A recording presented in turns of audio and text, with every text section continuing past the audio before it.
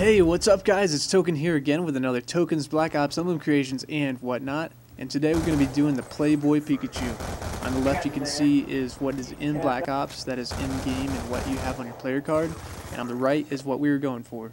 And for people who know who I am, yes, I am back. I am making videos, and I know it's been a year and a half, but trust me, it's been worth it. So I'm ready to start getting on this Playboy Pikachu. So, Black Ops 2 is a lot different than Black Ops, and I've only had this game for a month now, even though I know Ghost comes out in 4 days. So it's pretty crazy, you know, 32 layers, scaling, and everything else. You can make some amazing shit. So for this Playboy Pikachu, mostly what we're going to be using is all in the tools page. So the first thing we're going to get is the circle. We're going to scale this down, scale it out with a free scale, make it ovular, and center it, move a little bottom right. I'm going to duplicate it, elongate this oval, move it down, and that's going to be the basic shape of the face. And don't worry about it's on the right, because we're going to be fixing that later. Alright, now we're going to duplicate that layer, and we're going to move it to the top left, and this is going to be the left ear.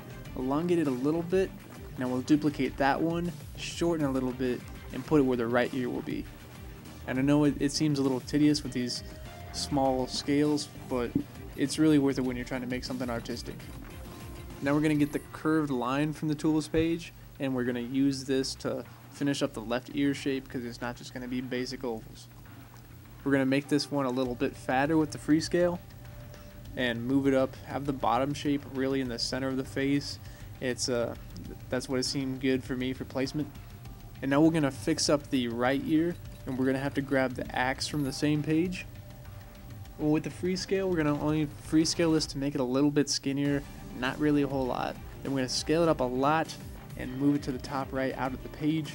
And where the bottom left point is, that is going to be really a pinpoint for our next layer, to where we're going to cut up the right side of the face and really shape everything up. Now we're going to get the swoosh from the same page. We're going to flip it and make it skinnier. We'll scale it up, and we need to have that top left point meet the bottom left point of the axe. And this is going to fix a couple layers more in the future. Now we'll finish up the rest of the shape of his head. We need to get the broken columns from the same tool page. We need to use about the I'd say 75-degree angle on here, elongate it out more, and try to make it about 80-85.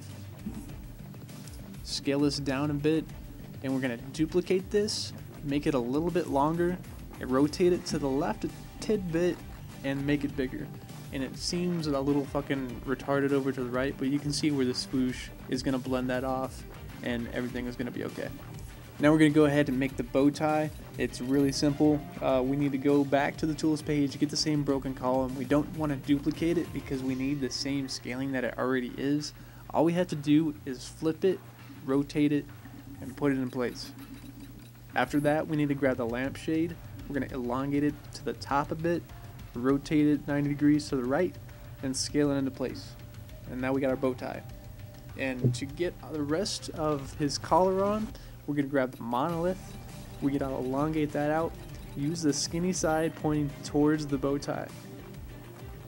It doesn't matter really how long it is, as long as we scale the shape up and try to get it the same angle as the neck, but just rotate it just a little bit more than that, because we don't want everything to be symmetrical. Now I'm just going to change the colors to yellow real quick to show the progress that we've made, and I'm not really going to worry about layer placement because we're going to do that soon afterwards. So here's what we got so far, and now we can start on the eyes. The eyes are going to be made of all circles. Really simple. We'll start with the right one, just scale it into place, duplicate it, make the next one white, make it look to the top left a little bit, and then we'll duplicate this eye, and on the left side it's going to be a lot skinnier, especially the pupil. It will not be the same skinniness as the rest of the eye. It'll be even more. Now we'll get the red on his cheeks, and the red on the left is not completely circular. It's not rounded out, so we're going to move it off to the side, and with that we're going to fix it later with a different layer. Then we'll duplicate that, move to the right, and don't scale the height, only scale the width to make it skinnier. Now getting the nose is as easy as cake. All we have to do is go to the tools page and grab the slice of pie layer, make it black, scale it in, and move it.